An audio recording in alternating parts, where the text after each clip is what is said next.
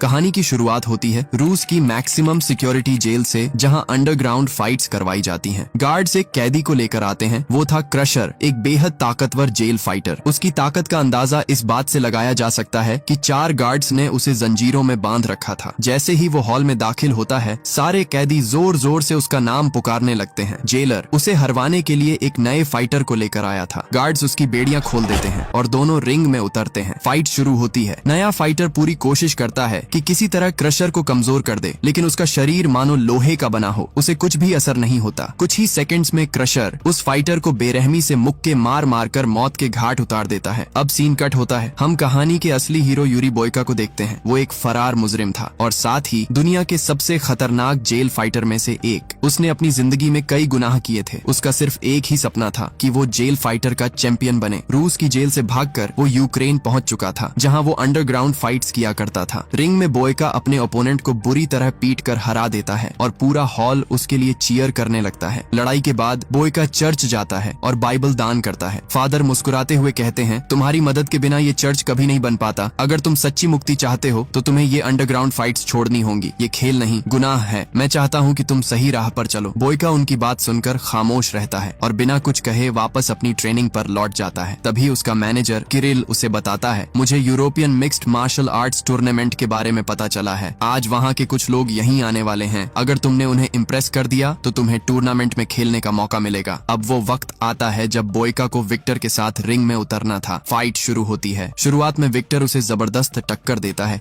लेकिन आखिर में बोयका का जुनून और ताकत हावी हो जाते हैं। वो विक्टर के चेहरे पर जोरदार किक मारता है। विक्टर जमीन पर गिर जाता है। उसका माउथ गार्ड बाहर निकल जाता है। वो दोबारा उठकर हमला करने की कोशिश करता है, मगर बोयका के एक मुक्के से वो फिर नीचे जा गिरता है। बोयका उससे कहता है, give up Victor, it's over. लेकिन विक्टर गुस्से में फिर हमला करता है और इस बार बोयका के एक जबरदस्त पंच से वो बेहोश होकर गिर पड़ता है। बोयका जीत जाता है। चारों तरफ उसका नाम गूंजता है। टूर्नामेंट के एजेंट्स उसके पास आते हैं। 2 हफ्ते बाद टूर्नामेंट शुरू होगा। अगर तुम जीत गए तो तुम्हारी जिंदगी बदल जाएगी। किरिल उसे जीत के पैसे देता है। बोयका घर लौटने लगता है, लेकिन विक्टर को फाइट के दौरान गंभीर चोट आई थी। उसे अस्पताल ले जाया गया, लेकिन वो बच नहीं पाया। बोयका को ये बात अंदर से तोड़ देती है। रात भर उसे नींद नहीं आती। उसे फादर की बात याद आती है, अगर तुमने सही रास्ता नहीं चुना तो गॉड भी तुमसे नाराज हो जाएंगे। अगले दिन वो किरिल से पूछता है, विक्टर कैसा है? किरिल भारी मन से कहता है, उसके दिमाग पर गहरी चोट लगी थी, वो अब नहीं रहा, लेकिन तुम्हारा इसमें कोई कसूर नहीं। हर फाइटर जान दांव पर लगाकर ही रिंग में उतरता है। बोयका की आंखें भर आती हैं। वो पूछता है, क्या उसका कोई परिवार था? किरिल उसे विक्टर का बैग थमा देता है। बोयका बैग खोलता है। अंदर से उसे एक खत मिलता है जो विक्टर की वाइफ अल्मा ने लिखा था। खत पढ़ते ही बोयका का दिल टूट जाता है। उसे एहसास होता है कि उसने एक आदमी ही नहीं, एक पूरे परिवार को उजाड़ दिया। बोयका फैसला करता है कि वो अल्मा से मिलने रशिया जाएगा और किसी भी तरह अपनी गलती सुधारने की कोशिश करेगा। रूस में विक्टर का अंतिम संस्कार चल रहा था। बहुत से लोग वहाँ इकट्ठा हुए थे। शहर का सबसे बड़ा गुंडा जोराब भी वहाँ आया था। वो खामोशी से देख रहा था। उसके दिल में अल्मा के लिए एक अजीब सी दिलचस्पी जग चुकी थी। जोराब ने अल्मा के पास जाकर कहा, तुमने विक्टर के साथ मिलकर मुझसे बहुत पैसे उधार लिए थे। मुझे नहीं लगता कि तुम उसे चुका पाओगी। अगर तुम मेरी हो जाओ तो मैं तुम्हारी सारी परेशानियां दूर कर दूंगा। अल्मा ने कड़ी आवाज में जवाब दिया, मेरे पति के अंतिम संस्कार पर तुम ऐसी बातें कैसे कर सकते हो? क्या तुम्हें गॉड का थोड़ा सा भी खौफ नहीं? जोराब ने नरमी का नाटक किया, मैं बस तुम्हारी मदद करना चाहता हूँ। फिर वो वहाँ से चला गया। वहीं किरिल बोयका को नकली पासपोर्ट देता है। तुम्हें एक लोकल बस में बैठकर रशिया जाना होगा। बस बॉर्डर पार करके एक मिलिट्री चेक पॉइंट से होकर जाना है। वहाँ इंटरनेट नहीं होगा। अगर तुमने कोई गड़बड़ नहीं की तो किसी को तुम्हारी असलियत का पता नहीं चलेगा। बोयका नकली पहचान के साथ मिनी बस में बैठता है। चेक पॉइंट पर एक फौजी पूछताछ करता है। बोयका अपने फर्जी कागजात शांति से पेश कर देता है। फौजी को कोई शक नहीं होता और बोयका रशिया में पहुंच जाता है। वह होटल में अपना सामान रखकर खत में लिखे पते पर अल्मा से मिलने कम्युनिटी सेंटर जाता है। वहाँ कई अनाथ बच्चे थे। अल्मा उनका ख्याल रखा करती थी। अचानक जोराब के गुंडे आकर अल्मा को जबरदस्ती गाड़ी में बैठाकर ले जाते हैं। अल्मा जाते हुए एक पल के लिए बोयका को देखती है। बोयका कम्युनिटी सेंटर के गार्ड से पूछकर जोराब के अंडरग्राउंड फाइटिंग क्लब तक पहुंचता है। वहाँ अल्मा वेटर की तरह काम कर रही होती है। लोगों को शराब सर्व किया करती थी। अल्मा बोयका को देखकर चौंकती है। वो पूछती है, आप कौन हैं और आप मेरा पीछा क्यों कर रहे हैं? बोयका धीरे से विक्टर के बारे में बताना शुरू करता है, लेकिन तभी जोराब का सीनियर गार्ड स्लावा बीच में आ जाता है। स्लावा अल्मा को वहाँ से सुरक्षित निकालता है और बोयका को होटल के बाहर ले जाकर घेरता है। सीसीटीवी स्क्रीन पर जोराब बोयका को देख रहा था। उसने अपने गुंडों को हुक्म दिया, बोयका पर हमला करो। गुंडे टूट पड़े, पर बोयका ने एक एक करके उन्हें हरा दिया। स्लावा ने बंदूक निकालकर बोयका बोयका को डराने की कोशिश की। बोयका ने तेजी से बंदूक छीन ली और स्लावा को भी जमीन पर धकेल दिया। तभी जोराब खुद आया और बोला, तुम बहुत अच्छा लड़ते हो, यह मेरा क्लब है और मैं चाहता हूँ कि तुम मेरे लिए लड़ो। बोयका ने साफ कहा, मैं यहाँ लड़ने नहीं आया, मैं अल्मा से बात करने आया हूँ। जोराब ने कड़वाहट से कहा, मेरी इजाजत के बिना कोई अल्मा के पास नहीं जा सकता। मैंने इस शहर के साथ साथ उसे भी अपने कब्जे में ले लिया है। अगर तुम फिर उसके पास आए तो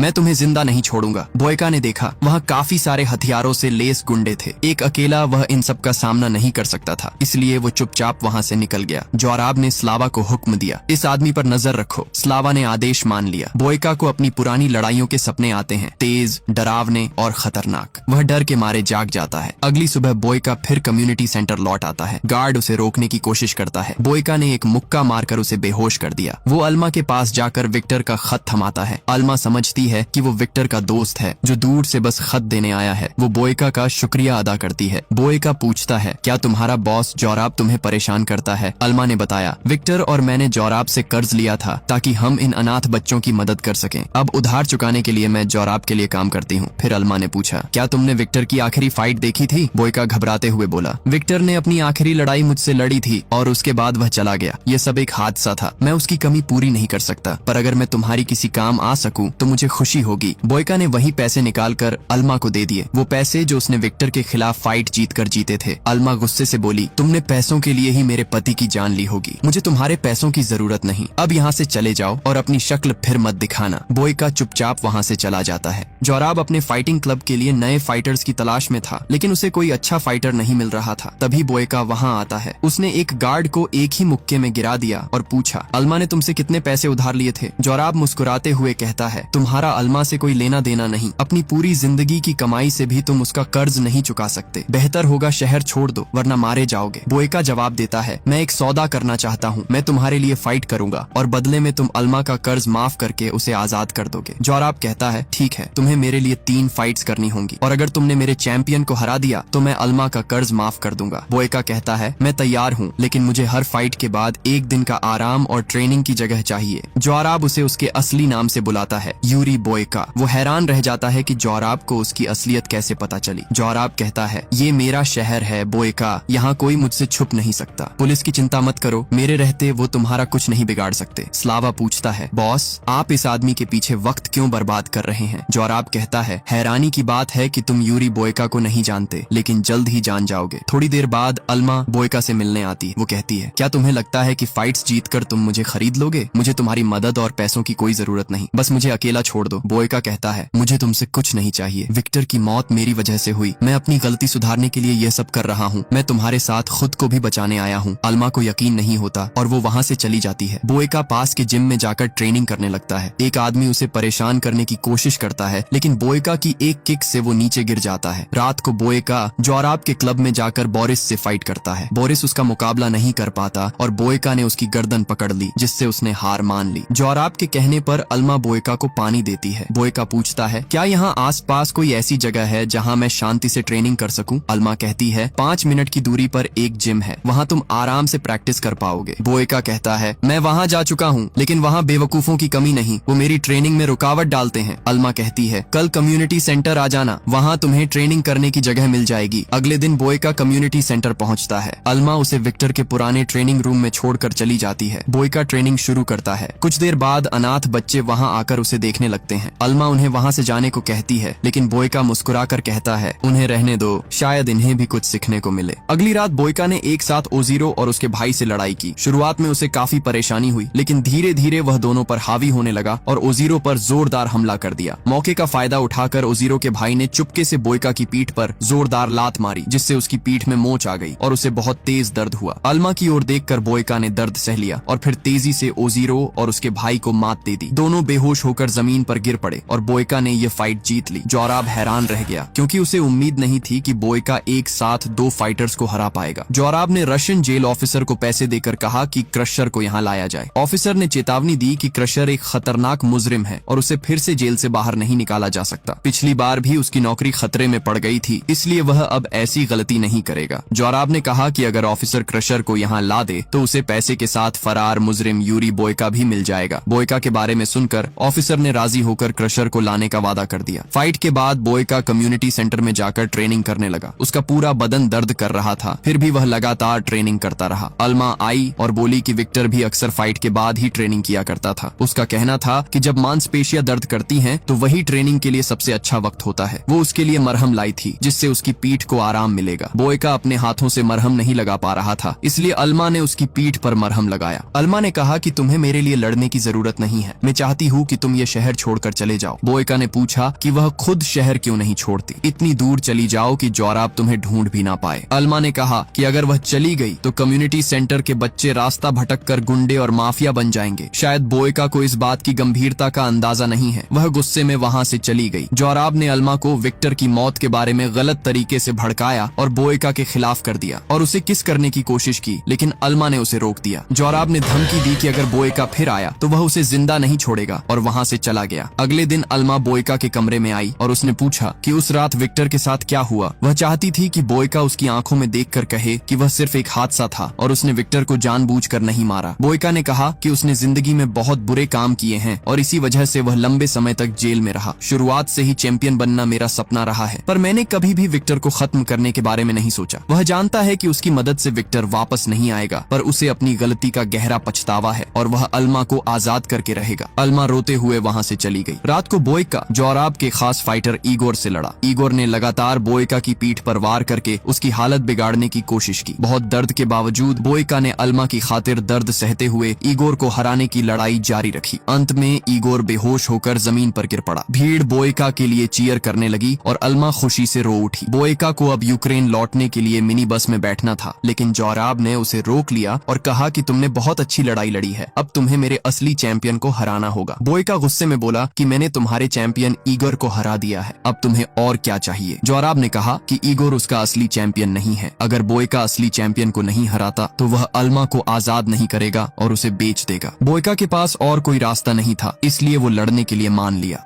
बोयका को अपने मैनेजर का फोन आता है। वो कहता है, अगर तुम 10 बजे वाली बस में बैठकर रशिया नहीं आए तो यूरोपियन टूर्नामेंट में हिस्सा नहीं ले पाओगे। बोयका जवाब देता है, फिक्र मत करो, मैं वक्त पर पहुंच जाऊंगा। तभी जेल ऑफिसर क्रशर को लेकर क्लब में पहुंचता है। बोयका और क्रशर के बीच फाइट शुरू होती है। बोयका उस पर हमला करने की कोशिश करता है, लेकिन क्रशर का शरीर बहुत मजबूत था, उसे बोयका के वारों से कोई असर नहीं हुआ। क्रशर ने बोयका के चेहरे पर जोरदार मुक्के मारे, जिससे उसका माउथ गार्ड निकल गया और वह जमीन पर गिर गया। बोयका की हालत देखकर जोराब खुश हो गया, जबकि अल्मा घबरा रही थी। बोयका दोबारा उठ खड़ा हुआ और फिर से लड़ने लगा। क्रशर ने उसे उठाकर जमीन पर पटक दिया, लेकिन बोयका ने हार नहीं मानी। वह अल्मा की तरफ देखकर अपने दर्द को सहन करता रहा और पूरी ताकत से क्रशर पर हमला करने लगा। क्रशर अपने भारी शरीर की वजह से बोयका की तेजी से बच नहीं पाया और धीरे धीरे कमजोर पड़ने लगा। बोयका ने मौका देखकर क्रशर का एक हाथ और पैर तोड़ दिया और फिर उसे एक जोरदार लात मारकर रिंग से बाहर फेंक दिया। क्रशर बेहोश हो गया और बोयका ने लड़ाई जीत ली। जोराब ने स्लावा को पुलिस बुलाने के लिए कहा और खुद अल्मा को लेकर वहां से जाने लगा। बोयका उसे रोकने के लिए दौड़ा, लेकिन गार्ड्स ने उसे बेसबॉल बैट से बुरी तरह पीटा, जिससे उसकी हालत खराब हो गई। अल्मा यह देखकर जोर जोर से चिल्लाने लगी। उसकी आवाज सुनकर बोयका ने फिर से उठने की कोशिश की। उसने गार्ड्स से बैट छीन ली और उन्हें एक एक करके मार गिराया। स्लावा ने बोयका पर गोली चला दी, जिससे उसके कंधे और पैर में गोली लग गई, लेकिन बोयका ने पलटकर स्लावा के पैर में गोली मारी और उसे छत से नीचे गिरा दिया। जोराब अल्मा को जबरदस्ती लेकर जाने की कोशिश कर रहा था, तभी बोयका बंदूक लेकर वहां आ गया। जोराब ने अल्मा को मारने की धमकी देकर बोयका से बंदूक फेंकवा दी। वह बोला, तुम एक मामूली फाइटर हो, तुम अल्मा को कुछ नहीं दे सकते, बेहतर होगा कि इसका पीछा छोड़ दो। उसी पल अल्मा ने जोराब का हाथ काट लिया। बोयका ने मौका देखकर उस पर हमला किया, लेकिन जोराब ने उसके पेट में गोली मार दी। फिर भी बोयका ने हार नहीं मानी। उसने उसे पकड़कर जमीन पर गिरा दिया और उसकी गर्दन दबाकर उसे मार डाला। बोयका ने अल्मा की तरफ देखा और कहा, क्या तुम मुझे माफ कर सकती हो? लेकिन अल्मा ने कोई जवाब नहीं दिया। कुछ देर बाद पुलिस वहां पहुंची और बोयका को गिरफ्तार कर लिया। 6 महीने बाद अल्मा बोयका से मिलने जेल आई। उसे देखकर बोयका हैरान रह गया। उसने कहा, मुझे उम्मीद नहीं थी कि तुम मुझसे मिलने आओगी। खैर, कम्युनिटी सेंटर के बच्चे कैसे हैं? अल्मा मुस्कुराई और कुछ पेंटिंग्स दिखाते हुए बोली, बच्चों ने तुम्हारी तस्वीरें बनाई हैं। मुझे माफ कर दो, मैं पहले ही आना चाहती थी, लेकिन हिम्मत नहीं जुटा पाई। जब पहली बार तुम मेरे सामने आए, मुझे तुमसे नफरत थी, मगर फिर तुमने मुझे एहसास दिलाया कि इस दुनिया में अब भी अच्छाई बाकी है। आज मैं तुम्हारा शुक्रिया अदा करने आई हूँ। तुमने मुझे मेरी इज्जत और आजादी दोनों दोनों वापस दी और आज मैंने भी तुम्हें तुम्हारी गलती के लिए माफ कर दिया। बोयका की आंखों में सुकून था। पुलिस ऑफिसर उसे वापस ले गए। जेल में लौटकर वह फिर से अंडरग्राउंड फाइट्स में हिस्सा लेने लगा, लेकिन अब उसका मकसद सिर्फ जीतना नहीं था बल्कि खुद को सही साबित करना था। कभी कभी जिंदगी हमें ऐसे मुकाबलों में उतार देती है जहां जीत सिर्फ ताकत से नहीं बल्कि दिल से होती है। बोयका ने यही साबित किया कि गुनाहों के बोझ तले दबा इंसान भी अगर चाहे तो अपनी राह बदल सकता है। अगर आपको भी बोयका की ये कहानी छू गई हो तो चैनल को जरूर सब्सक्राइब करें।